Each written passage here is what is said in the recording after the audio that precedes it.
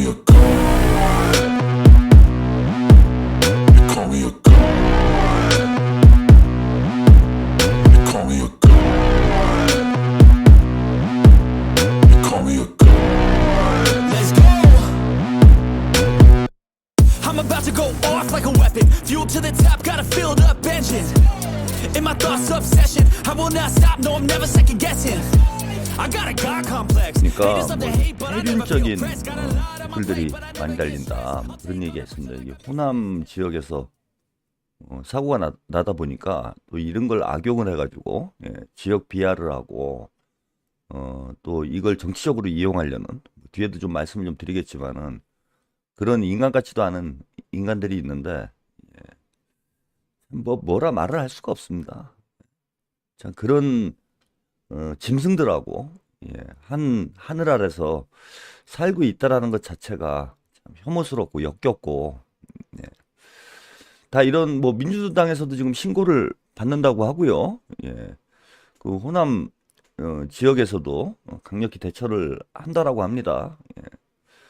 이런 참사를 이용해 가지고 이 장사질하고 정치질하고 이게 사람 새끼들입니까?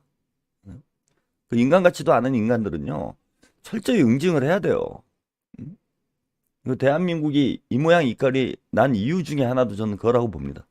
이게 반민특위가 해산된 이후에 이 인간 같지도 않은 인간들을 제대로 응징하고 처벌하는 그런 역사가 없었기 때문에 이번 내란 사태가 빚어진 뭐 원인 중에 하나로 이런 말씀을 하시는 분들이 있어요. 전두환이 자연사한 것이 내란이 또 발생을 하는 원인이 되지 않았나. 경남도민님, 오세훈 사고 쳤어요. 불꽃놀이. 저것도 뭐 서울시에서 적극적으로 막았으면 안 했을 수도 있는 일을 아무리 돈이 좋아도 그렇지 이런 대형 참사가 났는데 뭐 서울시에서 직접 한 일은 아니라고 봅니다. 이런 것도 아깝고요. 복만삼님, 역시 채평 대선 치고 다음날 우울한 마음에 김두일이 방에 갔더니 우울한 척하면서 광고하던데 바로 후치. 뭐 그런 태도들도 한심하고요. 우리 뭐 진보 진영에서 유튜브 하시는 분들도 참 겉으로는 뭐 나라 걱정하는 척하지만은 이거 뭐 돈벌이 하는데 눈깔이 뒤집힌 인간들도 이게 적지 않아 있습니다. 우리가 이제 보수 진영만 또 욕할 것도 아니에요. 그런 거 보면 참 전 더 한심하고 그래도 나름 뭐 진보 민주 진영에서 뭔가를 한다 그러면은 좀 이 대의를 좀 더 앞세워야 되지 않습니까? 자, 여러분 뭐 마음이 울적하고 저도 오늘 뭐 하루 종일 어제 오늘 뭐 별로 마음이 무겁습니다. 뭐 이런 나라꼴이 이게 뭔가 싶기도 하고 뭐 좀 의욕도 안 생기고 뭐 이런 심정이네요. 그럼에도 불구하고 또 뭐 반가운 소식도 있어요. 지금 윤석열 낮에 제가 방송 드렸을 때 그 윤석열 체포영장을 공처에서 청구를 했다 이렇게 말씀드렸는데 체포영장을 청구하면 48시간 안에 뭐 기각을 하건 인용을 하건 뭐 결론을 내려야 됩니다 법원에서. 오늘 오전에 이제 체포영장 발부를 했으니까요.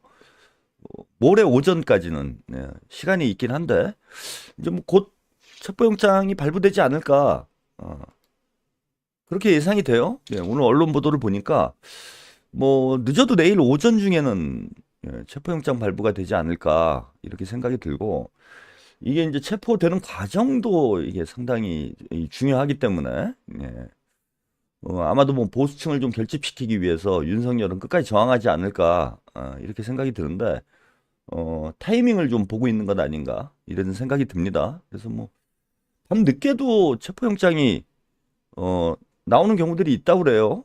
그래서 뭐 12시경에 체포영장이 나올 것이다.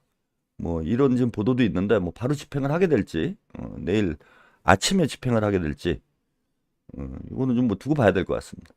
뭐 경찰에서도 이쁜 그림 만들어야 되니까요. 뭐 언론인들 다 모아놓고 방송사 다 모아놓고 생중계 하겠죠. 그래서 한번 좀 지켜봐야 되는데요. 오늘 언론 이 분위기를 보니까요. 예, 이런 보도들이 나오고 있어요. 구금 장소는 의왕 서울구치소가 유력하다. 예, 여기 보시면 서울구치소가 유력하다. 이런 보도가 나오고 있습니다. 이걸로 봐서는 이제 체포가 임박했다는 얘기죠. 예, 일단은 그 체크인 준비가 됐다. 서울구치소에 방은 마련을 해놨다라는 거예요. 뭐 어쨌건 뭐 거물급 인사가 서울구치소에 서울구치소 역사상 뭐 현직 대통령이 구속되는 거는 이제 처음이기 때문에 최고의 VIP가 서울구치소를 방문하게 되는 체크인하게 되는 그런 상황인 거죠. 그래서 서울구치소 아마 펜트하우스로 준비를 해놓지 않았을까 뭐 이렇게 생각이 듭니다.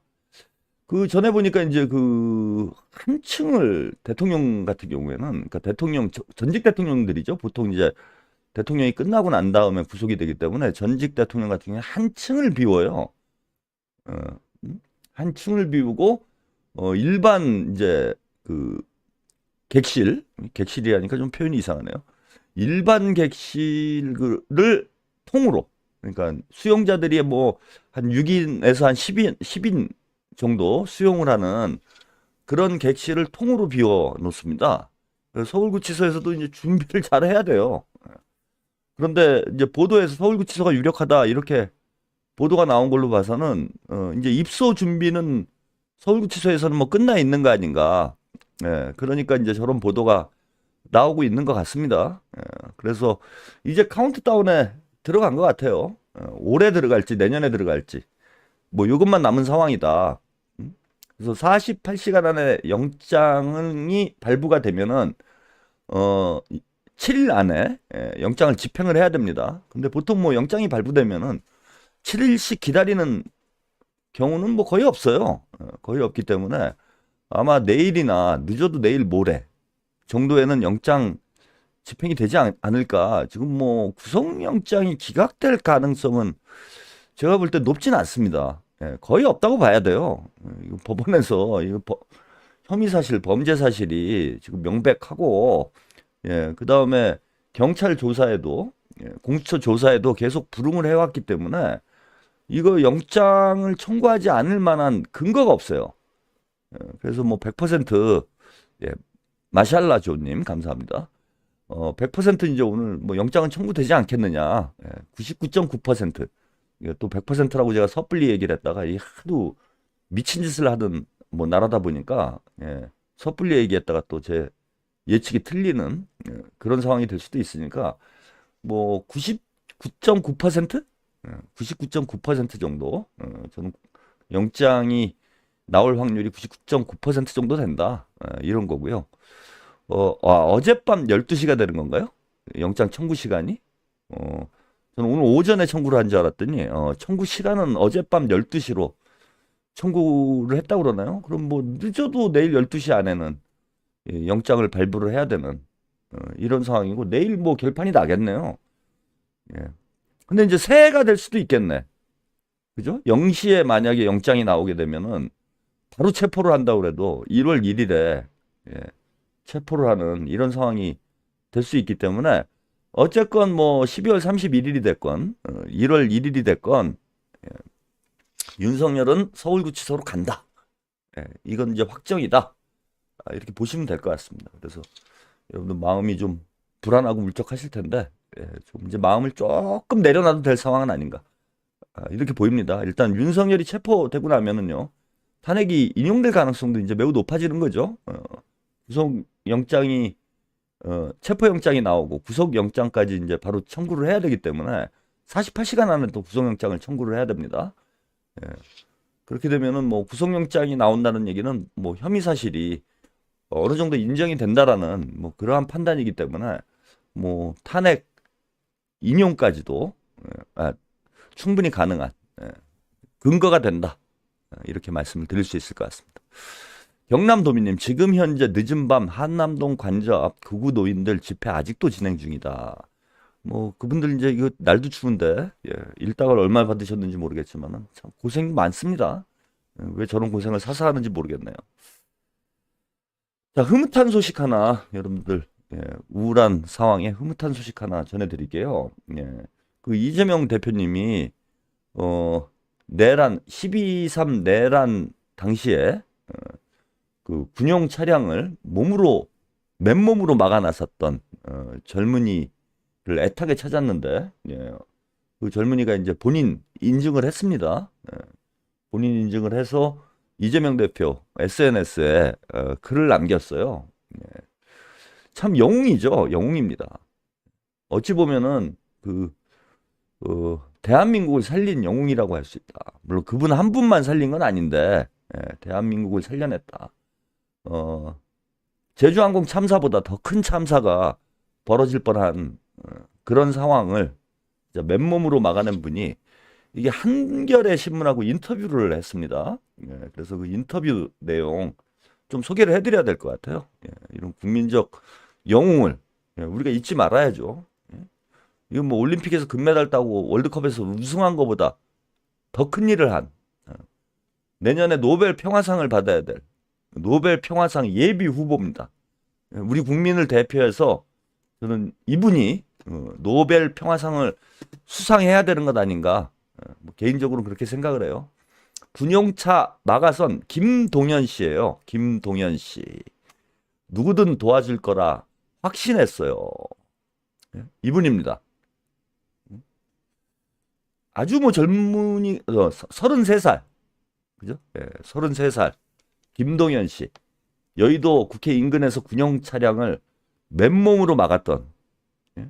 맨몸으로 막았던 대한민국의, 예, 영웅입니다. 영웅. 자, 인터뷰 내용 좀 소개를 해드릴게요. 예, 무조건 막아야 한다는 생각이 들었고, 동시에 누구든 도와주러 올 것이라는 확신이 있었어요. 그날 밤 국회 앞에 있던 사람들에게는 서로에 대한 신뢰와 연결돼 있다는 느낌이 있었습니다. 저는 먼저 나서기만 하면 되는 거였어요.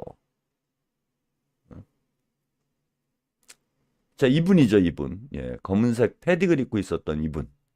이분이 뒷모습만 나왔었는데, 예, 바로 이분입니다. 정말 멋진 청년이에요. 이런 청년들이 있기에 우리 대한민국이 미래가 밝습니다. 참 아주 겸손해요. 예. 김 씨는 영상의 주인공이 자신임을 밝히는데 이제 고민이 많았다. 그래서 한겨레 인터뷰에서요, 다른 사람도 충분히 할 수 있는 일인데다 자신만 스포트를 받게 될까봐 우려를 했다. 관심 받은 김에 그날 국회를 지켰던 모든 분들을 대신에 말할 기회가 생겼다고 생각한다. 이게 이제 본인이 직접 영상을 촬영했던 이재명 대표 SNS에 공유를 했던 영상이에요. 이 영상 보면은 여성분도 있죠, 젊은 2030 여성들이 지금 대한민국을 지켰다라고, 정말 요즘에 높게 평가를 받고 있는데, 여기 보시면 여기 여성분, 요 국방색 패딩을 입고 있는 이분이 국군이네. 패딩을 입고 있는 여성분이 뭐 한 20대 정도 여성분으로 보이죠? 예, 옷차림으로 봐도 그렇고 얼굴이 뭐 충분히 드러나지는 않지만은 제가 볼 때는 20대 여성 정도 되지 않았을까. 예. 참 대단한 겁니다. 이거 남자도 저런 용기를 내기가 힘든데, 여성분이, 물론 이제 다른 분들이 있으니까 이제 함께 용기를 냈다고는 하지만은 저는 저 대단한 일이라고 생각해요. 예, 김동연 씨도 누구나 할 수 있는 일이다 라고, 예, 스스로를 낮춰서 얘기를 했지만 이거 누구나 할 수 있는 일이 아니에요. 예, 저 같아도 고민이 많았을 겁니다. 자, 이 영상이 찍힌 시간은 이제 새벽 이제 2시경이었다고 그러고요. 예. 새벽 1시에 국회에서 비상계엄 해제 요구 결의안이 통과됐지만 윤석열이 아직 계엄 해제를 선언하지 않은 시각이었습니다. 김동연 씨, 시민들이 순순히 비켜줬을 때 정말로 국회가 안전한지 확신할 수 없는 상황이었다. 일단 차량을 향해 뛰었다. 차 안에 있던 군인이 비키라고 손짓을 했다. 내가 처음 차량 앞에 서자 겁을 주려는 듯 슬쩍 앞으로 움직였다. 예. 그 차를 슬쩍 앞으로 움직인 거예요. 물론 뭐 시민을 차로 덮치려는 그런 의도는 아니었겠죠. 좀 겁을 주려고 했던 것 같습니다. 나는 밀 테면 밀어봐라. 너희는 절대 국회 쪽으로 못 간다는 느낌으로 버텼고, 합세한 시민들이 계속 막으니까 시동을 건 채 멈춰있던 차량은 결국 후진해서 서강대교 쪽으로 돌아갔다. 이렇게 당시 상황을 묘사를 했습니다. 자, 나보다 먼저 수많은 시민들이 맨몸으로 경찰 군인버스를 막고 계엄군을 붙잡았고 국회 안에서도 바리케이트를 쌓고 소화기를 뿌릴 정도로 절박하게 국회를 지키고 있었다. 그런 모습들에 용기를 얻었고 내가 이 차를 막으면 누구든지 함께 해줄 거라는 확신이 들었다. 나는 영웅이 아니라며 그날 밤 모두가 절박하게 민주주의와 일상을 지키고 싶어 했다. 그래서 이제 본인의 무용담을 늘어놓는 것이 아니라 이미 이제 많은 시민들이 맨몸으로 경찰 군인버스를 막고 계엄군을 붙잡고 있었고 바리케이트 쌓고 소화기 뿌리면서 격렬히 저항하고 있는 이런 상황에 용기를 얻었다. 이런 얘기예요. 자, 화곡동에서 나설 때만 해도 최악의 상황까지 생각을 했다라고 합니다. 전쟁이 난 것도 아닌데 계엄이라니 이게 무슨 소리인가 싶었고 한동안 현실 감각이 없었다.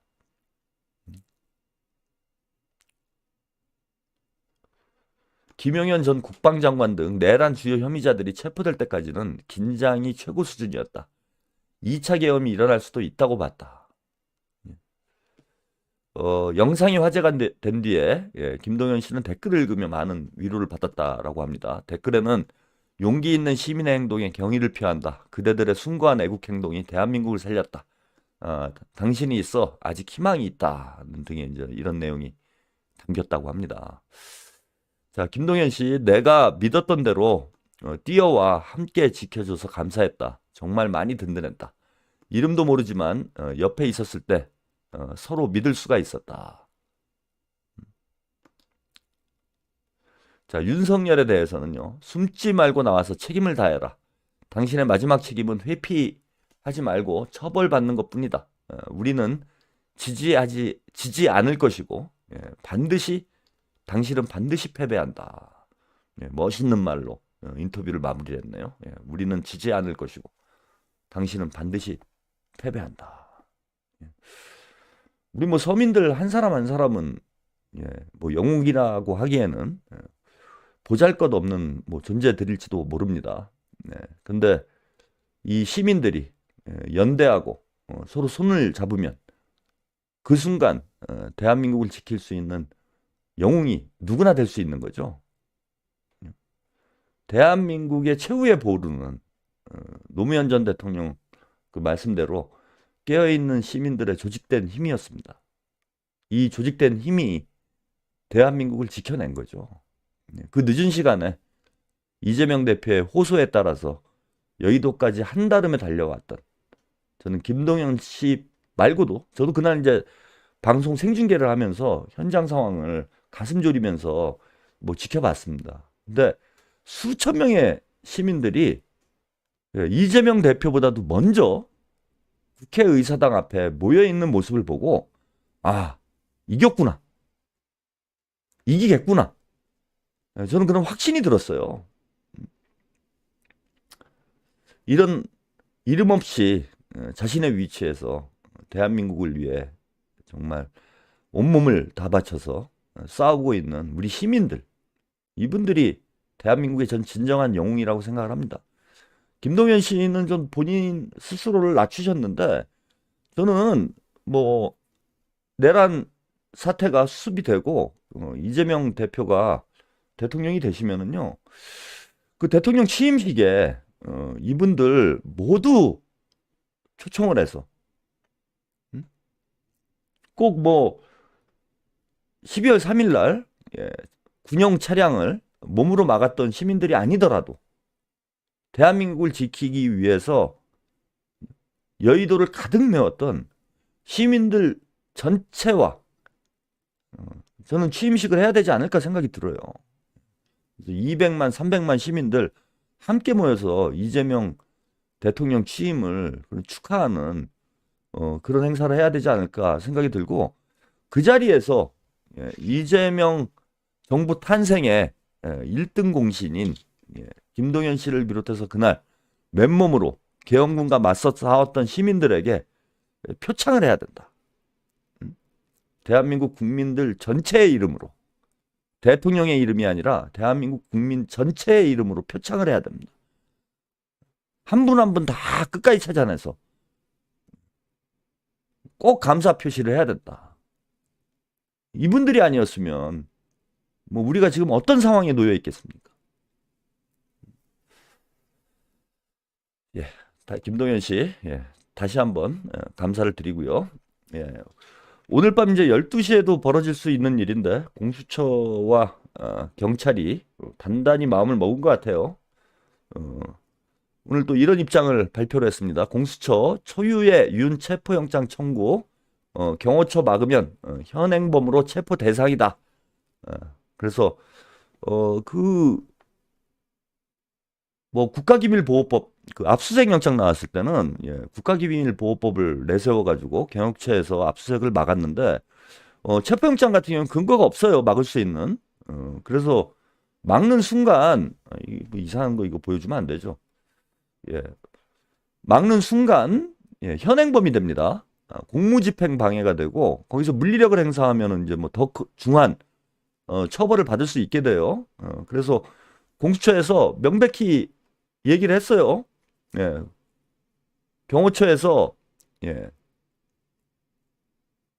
자, 경호처 체포영장 집행 방해 때는 현행법으로 체포 대상이다. 분명히 얘기를 했습니다. 그래서 대통령실 압수수색은 군사상 비밀을 요하는 장소는 그 책임자의 승낙 없이 압수 또는 수색할 수 없다는 형사소송법에 근거한 조치였는데 체포영장의 경우 경호처가 집행을 막을 근거가 없다라는 겁니다. 그래서 체포영장을 거부할 경우에 공무집행 방해에 해당하고요. 물리력을 활용해 영장 집행을 막는 건 폭행 협박에 해당한다. 물리적 충돌이 없다고 해도 관저문을 열어주지 않는 등 영장 집행을 방해하는 것만으로도 현행범으로 체포 대상이 될 수가 있다. 이렇게 이야기를 하고 있습니다. 그래서 이번에는 막을 방법이 없는 거예요. 경호처 직원들이 뭐 윤석열하고 나는 그냥 감옥에서 한평생 썩어보겠다.